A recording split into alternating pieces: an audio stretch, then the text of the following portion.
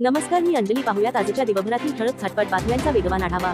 Cyclone मॉन्टा भारताच्या पूर्व किनारपट्टीकडे बंगालच्या उपसागरात सध्या जोर धरून असलेल्या या वादळाच्या प्रभावामुळे मुख्य रूपाने आंध्र प्रदेश आणि ओरिसा राज्यांमध्ये सुमारे 50,000 लोकांना तात्पुरत्या निवाऱ्यांमध्ये हलवण्यात आले आहे.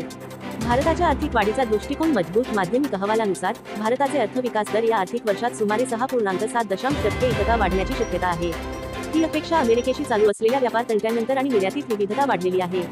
सोन्याच्या किमतींमध्ये घट आणि त्यामागील कारण अमेरिकेत आणि चीनमध्ये व्यापार संदर्भातील आशयामुळे जोखमीविषयक गुंतवणूकदारांची गुंतवणूक दुसऱ्या पर्यायांकडे वळली आहे. त्यामुळे सोने जवळजवळ 2% खाली आली आहे. एका डॉक्टर महिलेच्या आत्महत्या व बलात्काराच्या प्रकरणात सातारा येथील पोलीस निरीक्षकाला अटक झाली असून विरोधी पक्षाने राज्य सरकारवर गृह मंत्रालय बँकरप्ट आहे असा आरोप केला आहे. अमित शाह यांनी भारतीय जनता पार्टीचे महाराष्ट्रातील नवीन मुख्यालय मुंबईमध्ये सुरू केल्याची खरी घातली आहे. विरोधकांनी त्यावरील जमीन व्यवहारावर प्रश्न उपस्थित केले आहेत. पृथ्वी शॉ यांनी रणजी ट्रॉफीमध्ये महाराष्ट्र क्रिकेट टीमसाठी धमाकेदार डबल शतक मारले असून चाहत्यांमध्ये आनंदाची लहर आहे.